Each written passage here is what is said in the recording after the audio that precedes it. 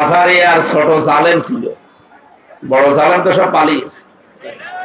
মাঝারি আর ছোট জালেম যারা ছিল তারা এখন দেশে হারা, এদিক ওদিক না পেয়ে তারা এখন দলে দলে পালে পালে ইসলামে আসতেছে। মানে বোঝা যাচ্ছে যে এতদিন ওরা আসল মুসলমান ছিল না, কারণ যারা জুলুম করে ওরা মুসলমান থাকে না। কথা বুঝতেছেন? যারা জালেম এরা আল্লাহর মামলার আসামি।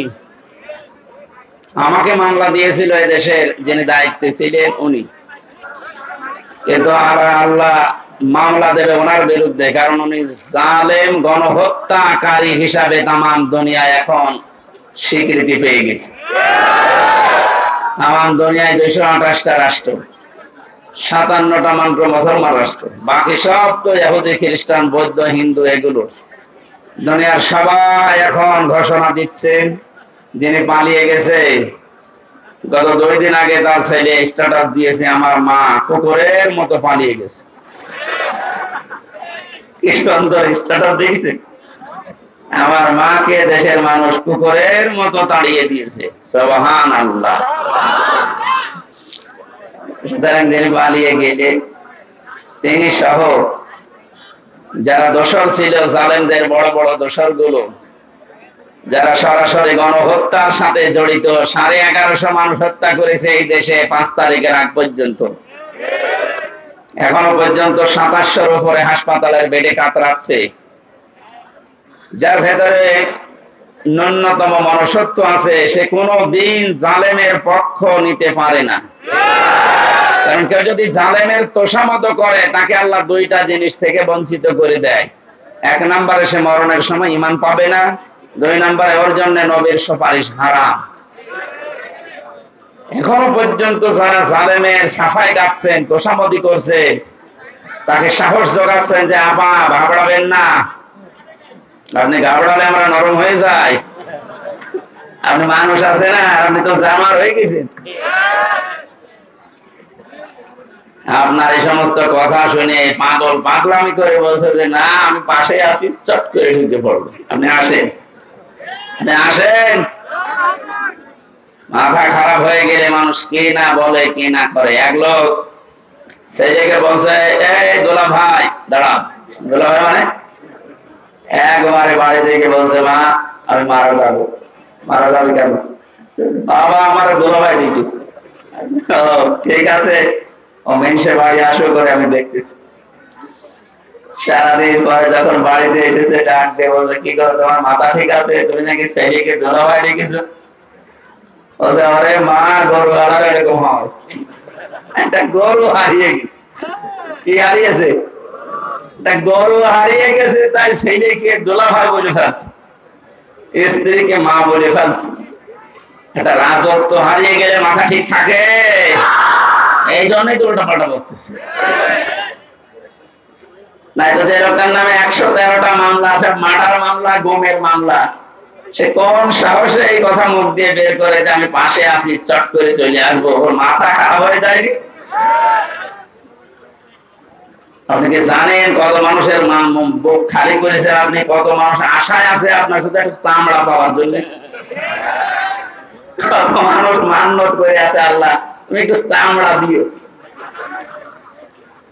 সুতরাং যেহেতু রাজত্ব হারিয়ে গেছে, তো আজকের স্ট্যাটাস দিয়েছে জয় সাহেব যে আমার মার মাথা খারাপ, ওনার কোন বক্তব্য আপনার কাউন্ট করবেন না।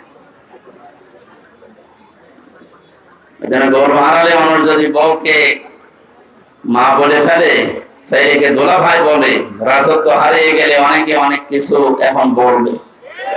এই সমস্ত কথা আমরা কিছু মনে করবো না ইনশাআল্লাহ, কারণ এই মানুষগুলো এখন আর আমাদের টার্গেট নেই। এখন এরা টার্গেট হয়ে গেছে আল্লাহ।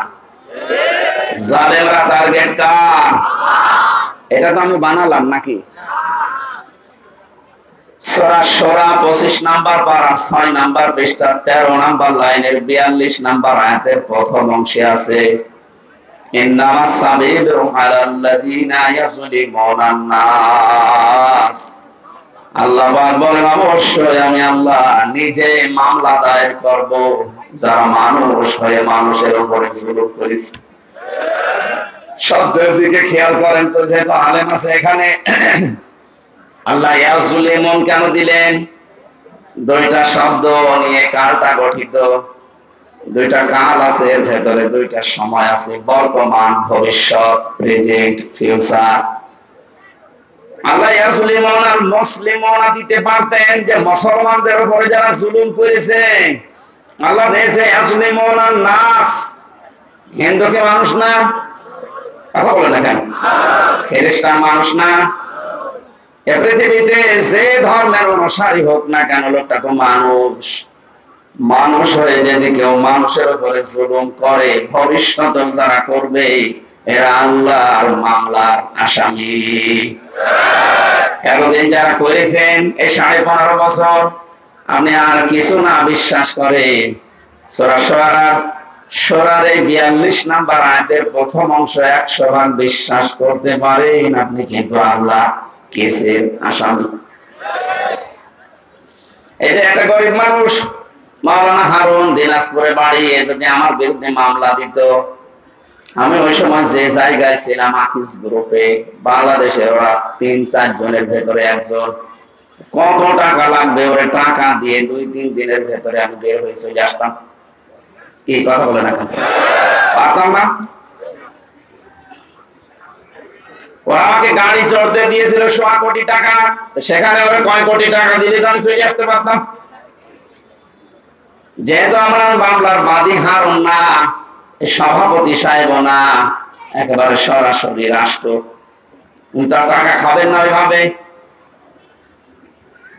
এটা মামলার বাদী যত বড় হয়, মামলা তত জটিল হয়। 3টা বছরের ভেতরে বহু চেষ্টা চালিয়েছে আমার পরিবার, আমার দল মিলে, কোন কিনারা করতে পারে নাই, কিচ্ছু হয়নি। 3 বছরে মামলা যেখানে ছিল ওই জায়গায় পড়ে আছে। অথচ কয়েকদিন আগে আমার মামলা সবগুলো ঢিসমিস হয়ে গেছে। মনে করলাম বলি যে বিচারপতি, 3টা বছর তো মামলা আপনার কাছে ছিল, কিছুই তো করলেন না। আজকে মামলা দেখে বলছেন যে কোনো মাল নেই, কি দিয়ে বিচার করব?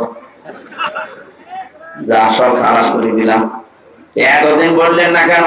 এতদিনে তো মামলায় কোনো মাল ছিল না। কথা বলছেন কেন? আজকে বলছেন যে কোনো মাল ম্যাটারেস নেই, কি দেখে বিচার করবো? সব খালাস করে দিলাম। সে ধরা পড়ার পর থেকে তো আপনার কাছে উঠতে আছে মামলা, ওই সময় কেন দিলেন না? এই কথাই বলতো মাননীয় আদালত যে হুজুর আমার হাত বাঁধা। কি বাঁধা? বলেন বলেন। বাংলাদেশের 1628 জন মানুষ দায়িত্বে আছে, ছিল, এখনো আছে। একটা মাত্র হাত খোলা ছিল, বাকি 1627 জনের হাত বাঁধা ছিল। গত পরশুদিন আমি যশোরে ছিলাম, ওসি সাহেব এসে বলছে হুজুর আমি আপনার সাথে খাবার খাবো। কেন? এতদিন পর্যন্ত আপনাকে আমি এখানে আসতে দেইনি, আমার কোনো দোষ না, আমার হাত বাঁধা ছিল। আজকে যেহেতু হাত খুলে গেছে, আমি মাফ চাইতে এসেছি, আর একটু খাবার খাবো আপনার সাথে। হাদিসে নাকি শুনেছি যে কিয়ামতে আল্লাহ জিজ্ঞাসা করবে কোন আলেমের সাথে একটু খাবার খেয়েছিলে। এখন মনে হচ্ছে 15 বছরে মনে হয়। এখন বহু হাত বাঁধা লোক ছিল, এখন সবার হাত খুলে গেছে। বৈষম্য বিরোধী ছাত্র আন্দোলনে যারা শহীদ হয়ে গেল, যারা নিজের জীবন পর্যন্ত দিয়ে, রংপুর বিভাগের যে ছেলেটা জীবন দিল, সারা দুনিয়া এখন বীর শহীদ নামে পরিচিত আবু সাইদ। এই বিভাগটাকে উজ্জ্বল করে দিয়ে গেছে। নাম যে ছিল এই নামটা আস্তে আস্তে মুছে যাচ্ছে, মফিজ আর থাকবে না। এরা এখন সবচাইতে ভালো। আমাদেরকে স্বাধীনভাবে কথা বলতে দেওয়ার জন্য যারা জীবন দিয়েছে, তার ভেতরে ছেলেটা 1 নাম্বার। সুবহানাল্লাহ বলতে পারেন না? আল্লাহ যেন শাহাদাতের সর্বোচ্চ মাকাম রংপুরে আবু সাইদ শহীদকে দান করে, বলেন আমিন। সুতরাং সংস্কার করার জন্য ওনারা যে উদ্যোগ নিয়েছিল, 9টা দফা দিয়েছিল, তার ভেতরে প্রথম, যারা কারো হাত এভাবে বাঁধা রাখতে চাই না, শুধু একজনের হাত খোলা, যা মনে চাইতো তাই করতো, আর বাকি সব তো হাত বাঁধা। হাইকোর্টের বিচারপতি যদি বলে আমার কিছু করার নেই, হাত বাঁধা, তাও তো আমার মামলা না, একেবারে ঠুনকো মামলা। এইটা দেখে উনি বলছেন আমার কিছু করার নেই। তো তোর ওই চেয়ারে বসে থাকার দরকার কি? তুই ভ্যান চালা।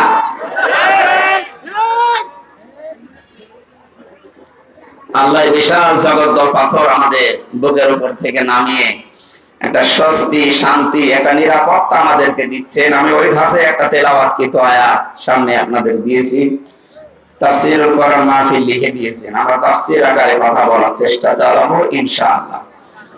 মনে করলাম যে এটা মনে হয় সিরাত মাহফিল, যেহেতু তাফসীর মাহফিল লিখেছেন আমরা তাফসীর আকারে কথা বলবো। আল্লাহ যেন আমাদের তৌফিক দেয়। জাহাঙ্গীর আলম ভাই বলছিলেন একটা স্বস্তি লাগছে, একটা আনন্দ লাগছে, আমাদের আসলে একটা আনন্দ লাগছে। বরং নিয়ামত পাওয়ার পরে যদি তিনটা বিষয় আপনার সামনে আসে, তাহলে আপনি মনে করবেন যে আপনি নিয়ামতের শুকরিয়া আদায় করেছেন। কয়টা? এটা একটা নিয়ামত না? এই যে মুক্ত ভাবে জীবনে কথা বলতে পারছি এখন, উনি বলছিলেন না যে এখন আর অনুমতি নেওয়া লাগবে না। হ্যাঁ, আসলেই তা। সারা বাংলাদেশের 56,000 বর্গ মাইল। কয়েকদিন আগে গোয়েন্দা বিভাগের যিনি প্রধান এই বাংলাদেশে এখন, তিনি আমাকে বলছিল, হুজুর যেখানে যে ধাঁচে আল্লাহ কথা বলেছে কোরআনে, আপনি ওই ফোর্সে কথা বলবেন, কোনো বাধা নেই, কারো অনুমতি এদেশে আর নেওয়া লাগবে না। অন্যান্য ধর্মের মানুষেরা যেভাবে তাদের ধর্ম পালন করে, আপনারা কোরআন প্রচার করবেন এই মুসলিম দেশে উন্মুক্ত, কোন মহারথীর আর অনুমতি লাগবে না। এটা বিশাল কথা না? বলছে যদি কেউ বাধা দেয় একটু টাচ দেবেন, এই নাম্বার সেভ করে রাখেন, ওর ঠ্যাং ভেঙে ফেলবেন। আমি বললাম যে স্যার আপনি ছিলেন কোথায়? বলছে না, আমি কয়েকদিন আগে দায়িত্ব পেয়েছি, আমি এর আগে ছিলাম না। আমি একজন মুসলিম, আমার যা দায়িত্ব আমি পালন করবো মরণ পর্যন্ত। আল্লাহ যেন তাকে তৌফিক দেন, বলে না। সুতরাং আমরা চাচ্ছি যত বিভাগ আছে বাংলাদেশে, বিচার বিভাগ, শিক্ষা বিভাগ, যত রকমের বিভাগ দেশে চলছে, স্বাস্থ্য বিভাগ সহ সব বিভাগের যারা দায়িত্বে আছেন তাদের হাত যেন আর বাধা না থাকে, খুলে যায়। বলেন হাত খোলা থাকলে মানুষের যে সাহস হয়, তার বাস্তব প্রমাণের শহীদ আবু সাঈদ হাত খুলে দাঁড়িয়েছে। কথা বলে না কেন? হাত খুলে যেভাবে দাঁড়িয়েছে, কি সাহস বলেন তো? ওর কি জীবনের মায়া ছিল না? ছিল, ওর জীবনের মায়া ছিল। কয়েকদিন আগে গিয়েছিলাম আমার কবরে, ওর বাবা বলছিল ছোটবেলা থেকে এরকম প্রতিবাদ, এমনিতেই গরিব মানুষের ছেলে, অন্যায় দেখলেও সহ্য করতে পারে না, প্রতিবাদ জানাবে, সে পেছনে যা হয় হোক। যেহেতু হাত খোলা ছিল, দেখেছেন কি সাহস, নিজের জীবন পর্যন্ত বলেছেন এই বুকের ভেতর বলছে ঝড়, বুক পেতেছি গুলি কর, গুলিও করেছি। যে মানুষগুলো গুলির সাথে সম্পৃক্ত, বলছে স্যার একটা মারি একটা মরে আর একটা যায় না, কি মানুষ আছে? এগুলো সব জানোয়ার। আর ভিডিও করে করে আবার দেখাচ্ছে। যারা এর সাথে সম্পৃক্ত, কাউকে যেন ছাড় দেওয়া না হয়। যারা একেবারে ছোটখাটো জালেম আছে, এদের অত কিছু করার দরকার নেই। না, ছোটখাটো জালেমেরা আগস্টের 5 তারিখে 1টা পর্যন্ত সব একেবারে জান্নাতে ছিল। দেখেন 5টা বাজার পরে আমার বংশের, তো আমার কুষ্টিয়ায় বাড়ি, আমার বংশের 100 জনের 98 জন সব বঙ্গবন্ধুকে দ্বিতীয় নবী মনে করে। মানে এইরকম গোড়া হয়নি। আমার বিকাল 5টায় বলছে, বাবাজি আমরা সব পাল্টিয়ে গেছি। পাল্টিয়ে গেছি মানে এখন আমরা সব জামাত ইসলাম। জামাত ইসলাম তা ভালো, পরিবর্তন হয়ে এত দ্রুত 4.5 ঘন্টার ভেতরে ইমান এনেছে, এখন সব পাল্টিয়ে গেছে। এখানে ছোটখাটো যে মানুষগুলো মাঝারি ধরনের জালেম ছিলেন, আর একেবারে ছোট জালেম, তারা দেখছে না আর কাজ হবে না, কারণ জালেমরা আর ঘুরতে পারবে না এদেশে। মানুষ এখন বড় সচেতন। যারা আসতে চাচ্ছেন, আমরা তো দেখতে পাচ্ছি দলে দলে মানুষ আসতেছে। এখনো তওবার দরজা খোলা আছে, এখনো এদেশে আপনাদের জন্য উন্মুক্ত আছে। ছোটখাটো জুলুম করেছিলেন, ফিরে আসেন, ওয়েলকাম জানাচ্ছি ইসলামে। কোথায় আসবেন বলেন তো? ইসলামে আসবেন। আল্লাহ ইয়াসলিমুন আন নাস এমনি দায়ী, ওই জুলুম তো বন্ধ হয়ে গেছে, কিন্তু এখনো জুলুম থেমে নেই। আপনি কি মনে করছেন জুলুম বন্ধ হয়ে গেছে? এখন অনেক ঘাপটি মারা মুনাফিক ছিল এই 5 তারিখের পর থেকে আজকের এই 13 তারিখ পর্যন্ত, ওরা এখনো পর্যন্ত থেমে নেই, ওরা এখনো চালিয়ে যাচ্ছে। যারা এগুলো করছেন আপনারা থামেন, নয়তো আপনার কপালে ওই জালেমদের মতো আগুন লাগবে। ওদেরকে এতদিন জালেম বলতেন আপনি নিজে, আর এখন নিজেই জুলুমবাজ হয়ে গেছেন। এখন আপনি নিজে মানুষের বাড়ি ঘরে আক্রমণ চালাচ্ছেন দিনে রাতে, চাঁদা তো আবার চালু হয়ে যাচ্ছে। এগুলো মানুষ না, এগুলো জালেম, এগুলো মামলার আসামি আল্লাহ। কার? যারা আল্লাহর মামলার আসামি হয় তারা আমাদের বন্ধু হতে পারে? এটা আপনারা থামবেন। আপনারা যদি না থামেন জনগণ উপযুক্ত জবাব দেবে সামনে ইনশাআল্লাহ। আজকে জরিপ দেখেছেন সকালে, ইন্টারন্যাশনাল জরিপ বের হয়েছে বাংলাদেশে 100 জনের 28 জন জাতীয়তাবাদী দল যেটা আছে এটাকে সাপোর্ট করছে। 100 জনের 14 জন যারা বিদায় নিয়েছে জালেমদের সাপোর্টে আছে। 100 জনের 58 জন ইসলাম যারা চায় তাদেরকে সাপোর্ট করছে। এটা যদি অব্যাহত থাকে, চুপ করে। জালেমরা তো বুঝে ফেলেছে, মুনাফিকরা অনেকে বুঝেছে যে না, এ তো দিনকাল ভালো না।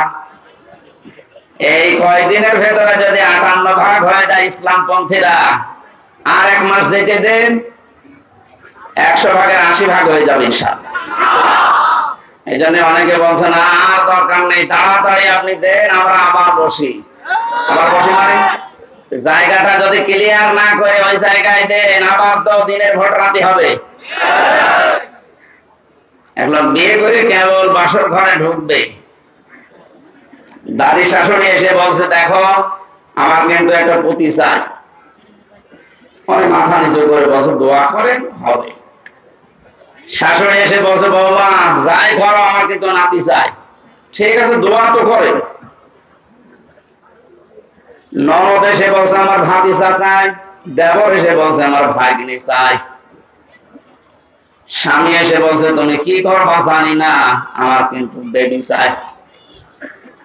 বউ এবার মুখ উঁচু করে বলছে স্বামী আপনার বংশের কি সব পাগল?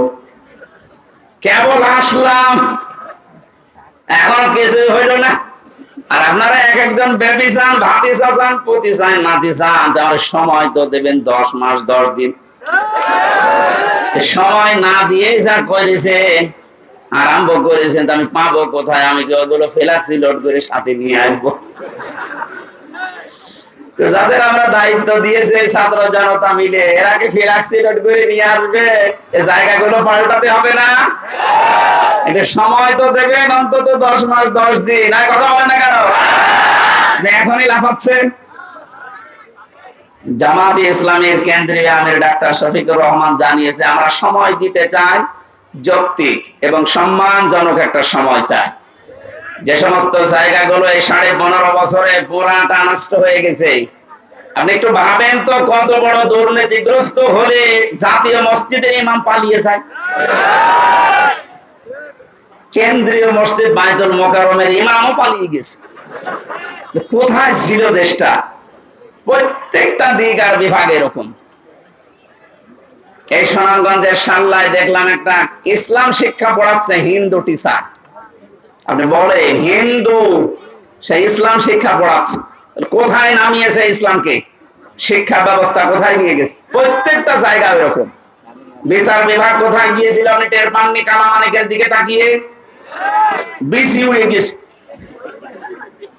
মানুষের কি রাগ বলেন তো, যে জায়গা আর দেখতে পাইনি এমন জায়গায় লাগিয়েছে যে ছাতা বিসি শেষ।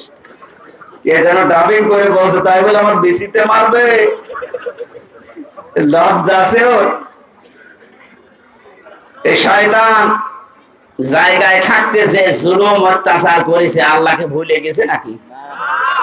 ওয়ালা তাহসাবান্নাল্লাযীনা যালামু, হে নবী আপনি কি মনে করেন তাহসাবান্নাল্লাহা গাফিলান আম্মা ইয়ামালুয যালিমুন? নবী আপনি কি মনে করেন যে আমি জালেমদের সম্পর্কে একেবারে বেখবর হয়ে বসে আছি, আমার কোনো খোঁজ খবর নেই? সবচেয়ে বেশি খবর রাখে আমি জালেমদের। আল্লাহ যে জালেমদের খবর রাখেন এটার বাস্তব প্রমাণ দেখেননি, আর কি দেখবেন বলেন তো? আমার জীবনে সব পূরণ হয়ে গেছে। ও কালা মানিক যেদিন খেজুর পাতায় না কলা পাতায় ছিল ওই দিন আমার মন ভরে গেছে, যা আর কিছু লাগবে। আল্লাহ যদি দুনিয়ার কিছু নাও দেখায় আমার আর কিছু দেখার দরকার নেই। এই জন্য বলছি সংস্কার যখন আরম্ভ হয়েছে বাংলাদেশের 1628টা চেয়ারে, একটা চেয়ারেও যেন আর কোনো আগের লোক না থাকে, ইমিডিয়েটলি তাড়াতাড়ি এই জায়গাগুলো পরিষ্কার করে নতুন মানুষ ওখানে বসা। আর এরা না মাঝে মাঝে নতুন নতুন ইস্যু তৈরি করে আবার এই দেশটাতে পৃথিবীকে দেখাবে যে এখনো আমরা শান্ত হতে পারিনি। আমরা তো শান্ত আছি, এই কথা বলেন না কেন? এদেশে এখন যে যার ধর্ম ঠিক মতো নিরাপত্তার সাথে পালন করছে, কোনো অসুবিধা নেই। হ্যাঁ, কিছু মানুষ যেহেতু চাচ্ছে এদেরকে যেন উপরে উঠতে না দেয়, ওরা চালিয়েছিল হিন্দুদেরকে দিয়ে, পারে নাই। আলে যখন পানি নেয়নি দেখছে আলেমা মন্দির পাহারা দেয়, তখন আর কি করবে? ওটা বাদ দিয়ে এবার চালিয়েছে প্রধান বিচারপতিকে দিয়ে, দেখি কিছু করা যায় কিনা। ছাত্র জনতা দেখলো না, তখন আর হালে পানি নেয়নি, আবার লাগিয়েছে আনসার। আনসার মানে সাহায্যকারী। কিসের সাহায্যকারীরা? শয়তানের সাহায্যকারী। এটা দিয়েও পারে নাই, ডাক্তারদের লাগিয়েছে, ওইটাও হালে পানি নেয়নি। আবার লাগিয়েছে গার্মেন্টস কর্মীদেরকে, ওইটাও যখন আর পানি নিচ্ছে না, ওদের যা চরিত্র, আমার মনে হয় এখন গলন্দ ঘাটের বেশ্যাদেরকে লাগাবে সামনে। যত কিছুই লাগেন না কেন এ দেশের মানুষ কিন্তু এখন আর ঘুমিয়ে নেই। 58 যখন আজকের রিপোর্ট, আর কয়দিন যেতে দিন, 70 হয়ে গেলে এ দেশটা ইসলামের হাতে আসবে ইনশাআল্লাহ।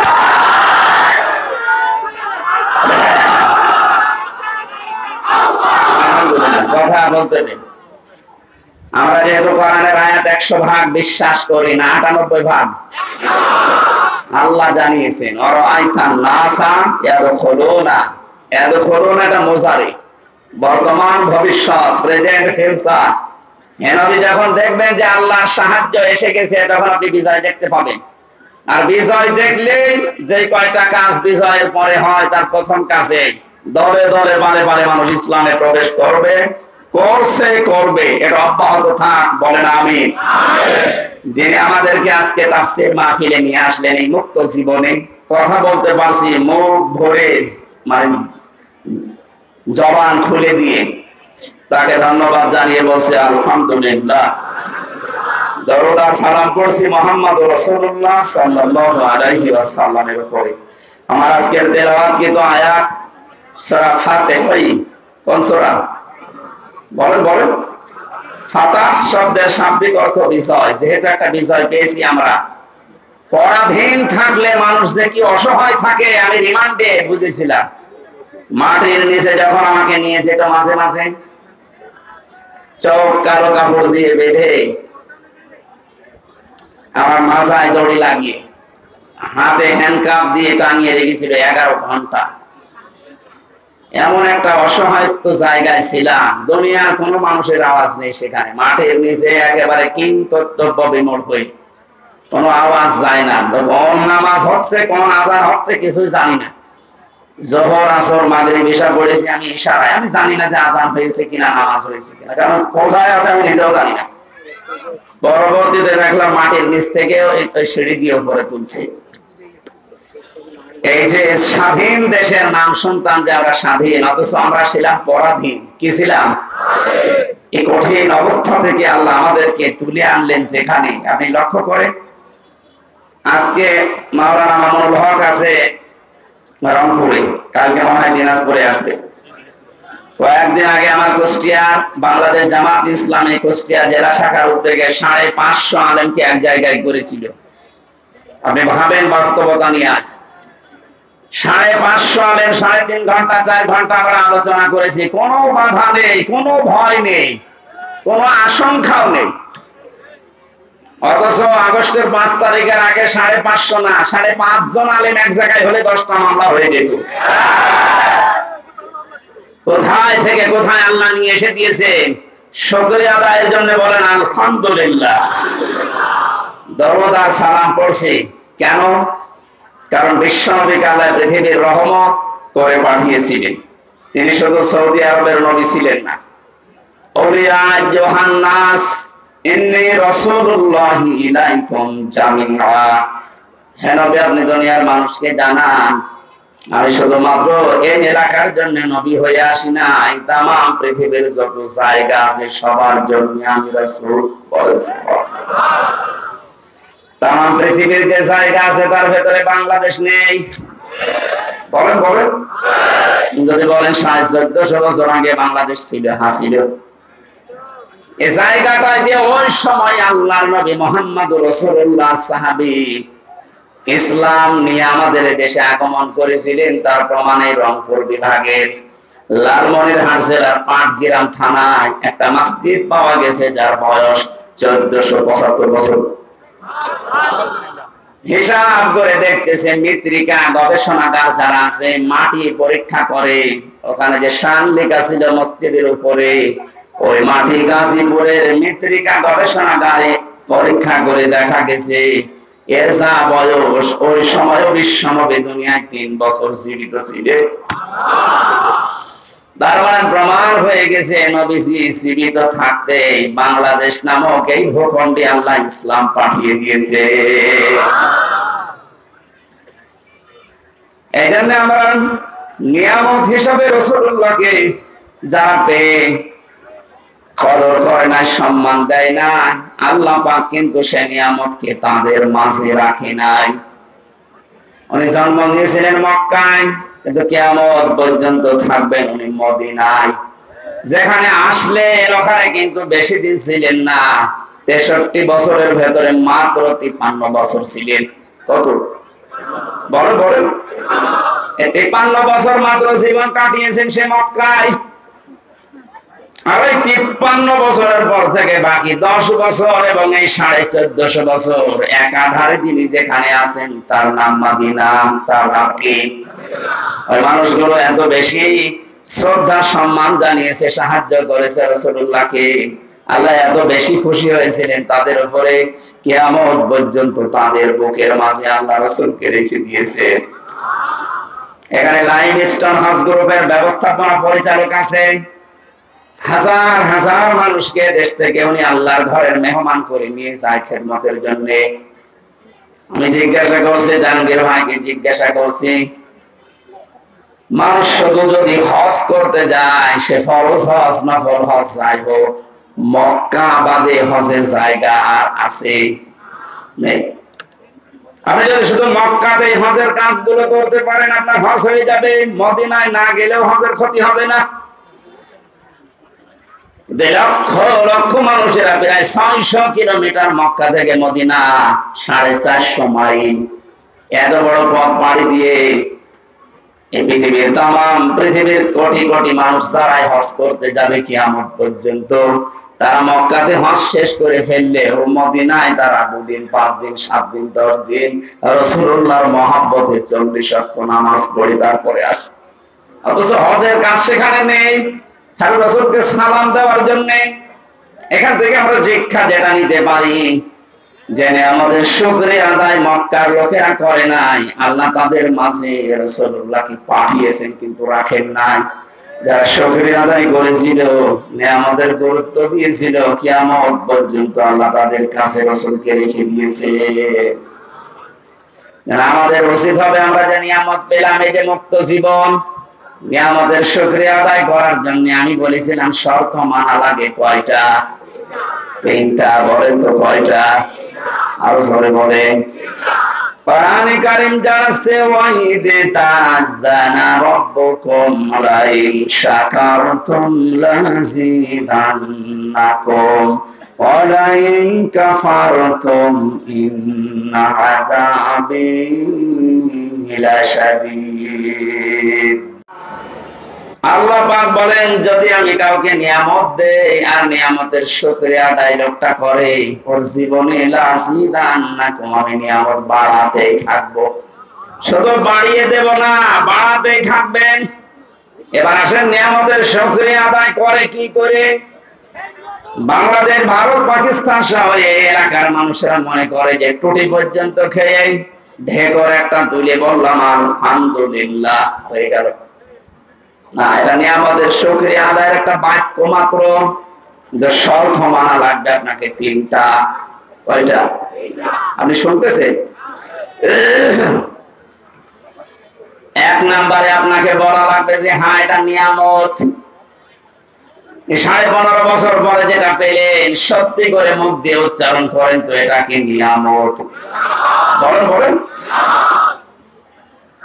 96 বছর বরাবর এখানে বাস করি, অথচ আমাদের ধর্মীয় গ্রন্থ কোরআনে কারীমকে প্রচার করার জন্য 14 জায়গায় অনুমতি নেওয়া লাগতো। কত বড় নিয়ামত আমরা পেয়েছি, এখন কোন অনুমতি না, ওরা এসে আর পাহাড় দেয়। এই নিয়ামত আমরা সবাই স্বীকার করছি তা না। আমি যে বললাম ওই যে 14 জন এখনো পর্যন্ত জালেমদের পক্ষে আছে, ওরা কিন্তু এই নিয়ামত পেয়ে খুশি না, ওরা এখনো বেজার। 100 জনের 14 জন বাদ গেলে বাকি থাকে কত? 86% মানুষ। এখন আমরা সবাই শুকরিয়া আদায়ের জন্য বলেন আলহামদুলিল্লাহ। দ্বিতীয় নম্বরের শর্ত হচ্ছে আপনার মনের ভেতরে একটা আলাদা আনন্দ আপনি অনুভব করবেন, অনির্বচন সুখ আপনি পাবেন, যেটা আমি পাচ্ছি, জাহাঙ্গীর ভাই বললে পেয়েছে, আমরা অনেকেই পাচ্ছি। খালি পাচ্ছে না, চলতেছে। 3 নম্বরে শুকরিয়া আদায়ের শর্ত হচ্ছে যে উদ্দেশ্য নিয়ে নিয়ামত আপনি পেলেন ওইটা তার জায়গা মতো পৌঁছিয়ে দেবেন। যেহেতু 9 দফা কর্মসূচি ছিল, যারা ছাত্র আন্দোলনে যুক্ত ছিল তাদের প্রথম কর্মসূচি যে কোনো বৈষম্য থাকবে না। এখন এই ছেলেটা বিশ্ববিদ্যালয় থেকে অনার্স মাস্টার্স করা, এর সাথে আর একটা ছেলে পড়েছে। এই 15 বছরের যেটা হাল দেখলাম আমরা, ফার্স্ট ক্লাস ফার্স্ট হওয়ার পর ওই জায়গায় বসতে পারবে না, আর 70 রোল নাম্বার যা, সে টাকা দিয়ে ওই জায়গায় বসে পড়বে।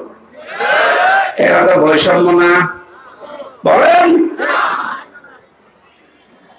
এই কাজগুলো যারা জারি করেছিলেন এই বৈষম্য দূর করার জন্য তো আন্দোলন ছিল। সুতরাং আমরা দেখতে চাই এদেশের 1 ইঞ্চি জায়গায় যেন বৈষম্য বলে কিছু না থাকে। আর এটা দূর করার জন্য মানুষের তৈরি করা আইন কানুন দিয়ে 100% সম্ভব না, এটা সম্ভব হবে আল্লাহর এই কালাম দিয়ে। সুতরাং নিয়ামতের যদি সত্যিই পরিপূর্ণ শুকরিয়া আদায় করতে চাই, আল্লাহ পাকের এই নিয়ামত এই কালাম দিয়ে 56,000 বর্গ মাইল চলা লাগবে। এটা আমরা দেখতে চাই না। এটা তো রাজনীতি, এটা নিয়ামতের শুকরিয়া আদায়ের মাধ্যম বললাম, কারণ এটা ছাড়া আপনি পারবেন না। আল্লাহর কালাম যেখানে নেই, আপনি মনে করেন যে হ্যাঁ ও সমস্ত দেশ উন্নত, আমিও দেখে এসেছি, কিন্তু ওখানে 100% ন্যায় বিচার নেই। আমি যে সিঙ্গাপুর, মালয়েশিয়া, থাইল্যান্ড সব কতগুলো দেশ ঘুরে আসলাম কিছুদিন আগে, ওখানেও দেখেছি শান্তি আছে, কিন্তু 100% ন্যায় বিচার ওই দেশে নেই। কারণ ওখানে আল্লাহর এই কালাম দিয়ে দেশ চলে না। আমান হাকামা বিহি আদালা, যারা কোরআন দিয়ে বিচার ফায়সালা করতে পারবে, নবীজি বলেন তারাই শুধু ন্যায় বিচার করতে পারবে। সুতরাং আমাদের এই দেশে যদি ইনসাফ কায়েম করতে চাই, ন্যায় বিচার দেখতে চাই, পৃথিবীর কোন মানুষের আইন দিয়ে হবে না, আইন লাগবে আল্লাহ। 53 বছর তো দেখলেন বাবা চালিয়েছিল, দুর্ভিক্ষে মানুষ মরিয়েছে। কত বছর এখানে এটাকে আমি বানালাম। আমার ফাঁসি চাই। বীর মুক্তিযোদ্ধা মতিউর রহমান লিন্টু, এই লোকটার একটা বই আছে, এতদিন গোপন ছিল, এখন বাজারে পাওয়া যাচ্ছে। একটু পড়ে দেখেন তো, আপনি নিজেও বলবেন যে আমারও ফাঁসি চাই। পড়াটা আমি পড়ে দেখলাম, আল্লাহ তো ঠিকই বলেছে যে আমার ফাঁসি চাই। যা দেখেছে আমি মনে হচ্ছে দেখে দেখে পড়ছি। বাস্তবতা কি পেলাম? 53 বছরের ভেতরে বাবা চালিয়ে যা সুখ দেওয়ার দিয়ে গেছে, স্বামীও চালিয়েছিল, চাচা চালিয়েছে আপনার রংপুরে। কথা বলছে বউ চালাইলো তো দেখলাম কেমন করে চালায়, ভাবিও চালিয়েছে। কাঙ্ক্ষিত মানের ন্যায় বিচার শুধু মুখে বলে উড়িয়েছে যে ন্যায় বিচার কায়েম করছি না, কিচ্ছু করতে পারে নাই। ন্যায় বিচার কায়েম করার জন্য আল্লাহর কালাম লাগবে। একটু আশা হয় না, একটু তামান্না জাগে না মনে যে আল্লাহর এই কালাম দিয়ে দেশটা চললে কেমন দেখা যায়, এটা আমরা দেখতে চাই। কারা কারা দেখতে চান দেখি? লিল্লাহি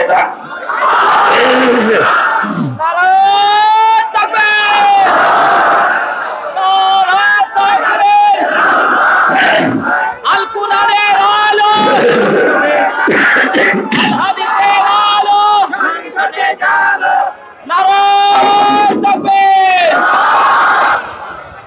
গলা ভেঙে যাচ্ছে মায়ের ভাষা বসে।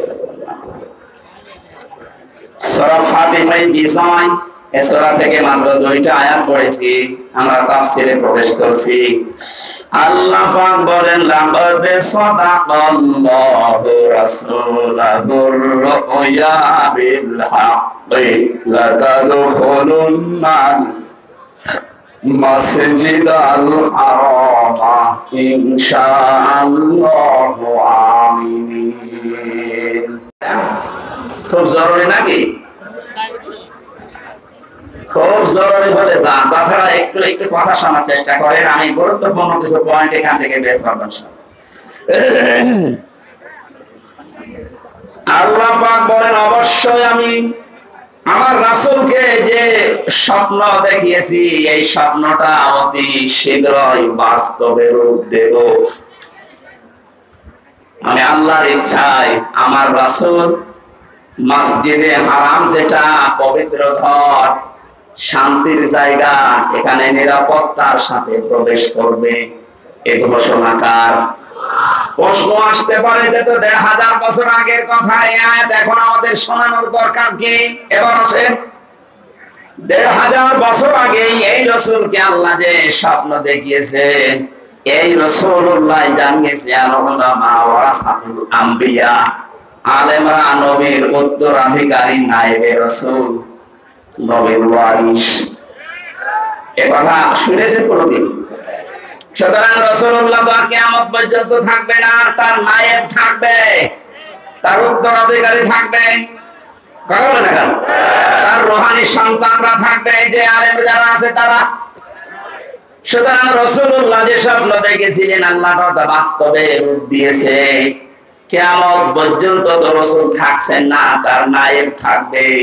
এই নায়েবরাও কিয়ামত পর্যন্ত, নায়েবে রাসূল যারা স্বপ্ন দেখবে, তাদের স্বপ্ন আল্লাহ কিয়ামত পর্যন্ত বাস্তবায়ন করবে। আমি একজন নায়েবের কথা একটু উল্লেখ করছি, শহীদ আল্লামা দেলাওয়ার হোসেন সাইদি রহমাতুল্লাহ আলাইহি। উনি যে নায়েবে রাসূল, আপনার কি ধারণা আছে যে না উনি নায়েবে রাসূল না? শুধু এই দেশে না, সারা বিশ্বের ভেতরে যদি 10 জন আলেমের তাফসীর মানুষ ডাবিং করে শোনে, তার ভেতর উনি একজন। আমি পৃথিবীর বহু দেশে গেছি, যেখানে যাই সেখানে ডাবিং করে করে আল্লামা দেলাওয়ার হোসেন সাইদি, ডাক্তার জাকির নায়েক, এই মানুষগুলোর লেকচার মানুষ শোনে। ওনাদের গুলো তো কাটা কাটা, সাইদি সাহেবের তো যেহেতু কাটা কাটা না, সুর দিয়ে বলা হয়। দুনিয়ার মানুষেরা অনেকেই সুরের পাগল, এজন্য ইনার তাফসীরটা বিভিন্ন ভাষায় ডাবিং হয়ে মানুষগুলো শুনতেছে, বোঝে না অনেকে, তারপর কান্দে। আর কণ্ঠের ভেতরে এমন একটা মায়াবী জিনিস দিয়েছিলেন। আমি অনেক কঠোর মানুষকে দেখেছি, ওনার নাম শুনতে পারে না, কিন্তু ওনার কণ্ঠের তাফসীর শুনলে বসেছি মাথা। কথা ঠিক আছে? রাসূলুল্লাহকে আল্লাহ বলেন, লাকাদ সাদাকাল্লাহু রাসূলাহুর রুয়া বিল হক। অবশ্যই আমার রাসূলকে আমি যে স্বপ্ন দেখিয়েছি, ওই স্বপ্নকে আমি বাস্তবে রূপ দেব। ওনার স্বপ্ন তো 1400 বছর আগে দেখেছিলেন, ওটা রূপও দিয়েছেন।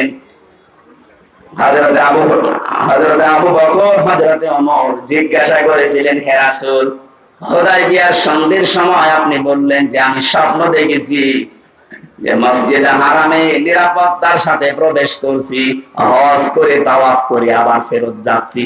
তো কই আপনার স্বপ্ন তো আমরা বাস্তবে দেখতে পাচ্ছি না, এখানে এসে ওরা আমাদেরকে বাধা দিয়েছে।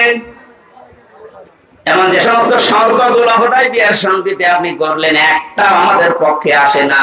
আপনার স্বপ্ন তো স্বপ্ন না। বিশ্বনবী বলেন, ওমর আমি কি তোমাকে বলেছি এবছর এই স্বপ্ন বাস্তবায়ন হবে? স্বপ্ন যখন দেখেছি আমার আল্লাহ রুইয়া বিল হক, এ শব্দ এমনি এমনি দেয়নি। উনি অবশ্যই ওনার ওয়াদা পালন করবে, সত্যতা হক আদায় করে যথার্থ ভাবে আমার স্বপ্নকে উনি দেখাবে, বাস্তবায়ন করে দেখিয়েছে।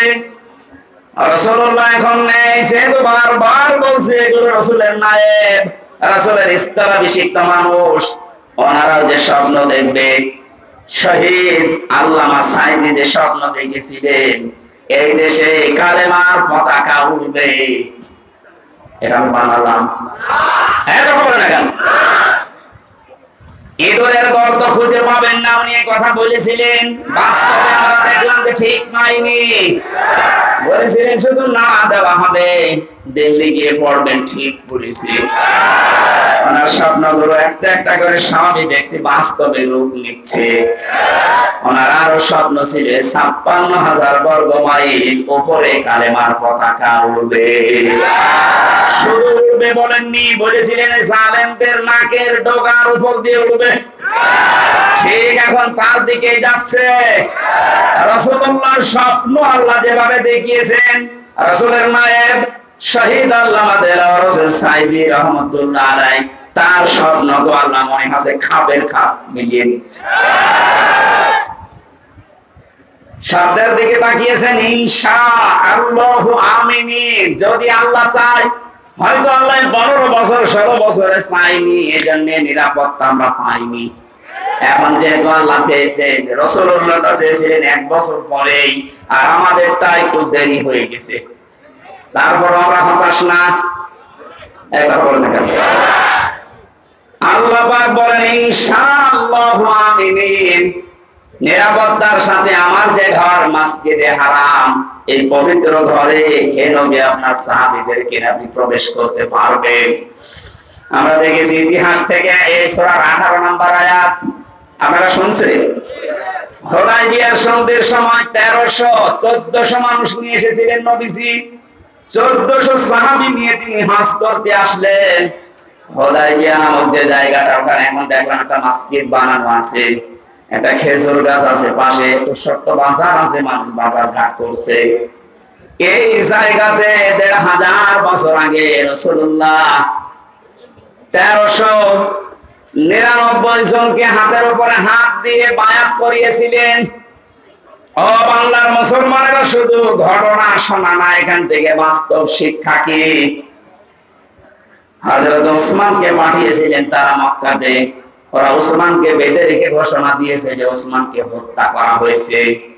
ওই সময় রমজান মাস ছিল। নবীজি সাহাবীদেরকে বললেন, তোমরা সবাই আমার হাতের উপরে হাত দাও, ইহরামের যে কাপড় পরা আছে হজ করার জন্য ওইটা খুলে ফেলো। এখানে যেহেতু হজের ব্যবস্থাপনা পরিচালক আছেন লাইমস্টোন, আমি বারবার বলছি এই কারণে বাংলাদেশে বহু মানুষ হজের কাজ করছেন। আমি নিজেও গেছি ফরিদপুরের একজনের মাধ্যমে, ঝিনাইদহের একজনের মাধ্যমে। আপনাদের এই এলাকা ভিত্তিক আমি যতটুকু খবর নিয়েছি, শুনলাম, আর অনেকদিন থেকে ওই দেশের সাথে পরিচিত। এমন এমন মানুষের সাথে হজে উমরাতে যাওয়া দরকার, যেখানে গেলে আল্লাহর নিদর্শন গুলো দেখা যায়। আজকে আমি আসার পরে যে কথাগুলো শুনেছি, আশা করছি অনেক কিছু ওনারা আল্লাহর নিদর্শন দেখাতে পারবে। এই জায়গাটাতে একটু ঘাপলা আছে। যারা এই কাজগুলো করে ব্যবসা খাতিরে, তারা কিছু টাকা পয়সা বাঁচাতে অনেক মানুষকে আল্লাহর সৃষ্টি নিদর্শন দেখায় না। বহু জায়গা আছে দেখার মতো। আল্লাহ বলেন, সিরু ফিল আরদ ফানজুরু, জমিন ভ্রমণ করো আর নজর করে দেখো। ওনাদের যারা দায়িত্বে আছেন, জাহাঙ্গীর ভাই সহ, মুয়াজ্জিম ভাই সহ যারা আছে, আপনারা যদি যেতে চান ওই মানুষগুলোর সাথে যোগাযোগ করবেন আর বলে দেবেন এই যে কোরআনে হাদিসে যে বর্ণিত জায়গাগুলো আমাদের দেখান, আমাদের ঈমান যেন যা আছে আরো বেড়ে যায়। আমি তো শুধু হজে চাইনি, ৪৫টা দিন যত কিছু কোরআন হাদিসে পড়েছি সব মিলাতে গেছি। এখানে নবীজি 1400 মানুষকে নিয়ে একজন মানুষকে পাঠিয়েছিলেন, তার জামাই হযরত ওসমান, আর বাকি সব তার সাথে। যেই শুনেছে যে ওসমানকে ওরা হত্যা করেছে, শুধু এই খবরটা, অথচ হত্যা করে নাই, বেঁধে রেখেছিল। নবীজি বললেন, এই গাছের এই বাবলা গাছ, এখানে আমার হাতের উপরে হাত লাগাও, আর 1399 জন যারা আছো হজের কাপড় পরা, হজের কাপড় খুলে ফেলো। যারা আলেম আছেন বলেন তো, হজ করা অবস্থায় কাপড় খোলা না? কোন মানুষ যদি শরীরের পশম খুলে পড়ে যায়, তার ক্ষতি হবে হজের। হজের যে সমস্ত কাজগুলো আছে, একটাও যদি আপনার ওয়াজিব যেগুলো উলট পালট হয়ে যায়, বিনা কারণে আপনি চুল টেনে ছিঁড়তে পারবেন না। কথা বুঝতেছে? যেখানে চুল টেনে ছিঁড়িয়ে বা এমনি চুল পড়িয়ে যদি টান দিয়ে তাহলে দম দেওয়া লাগে, হজের ক্ষতি হয়ে যায়। সেখানে আপনার ইহরামের কাপড় নবীজি বললেন খুলে ফেলো, সাধারণ কাপড় পরো। নবী কি জানতেন না যে আমার ফরজ হজ নষ্ট হয়ে যাবে? জানতেন না? জানার পরও কেন করলেন? এবার আসেন দ্বিতীয় নম্বরে। ওই সময় ছিল রোজার মাস, আর রমজানে রোজা ফরজ। নবীজি বললেন সবাই ভেঙে ফেলো রোজা, এখন রোজা রাখা লাগবে না, পরবর্তীতে দরকার হয় রোজা করে দিবা। ইসলাম আমরা কোন জায়গা থেকে, কে কোথা থেকে নিচ্ছি জানি না, ইসলাম নেওয়া লাগবে রাসূলুল্লাহর কাছ থেকে।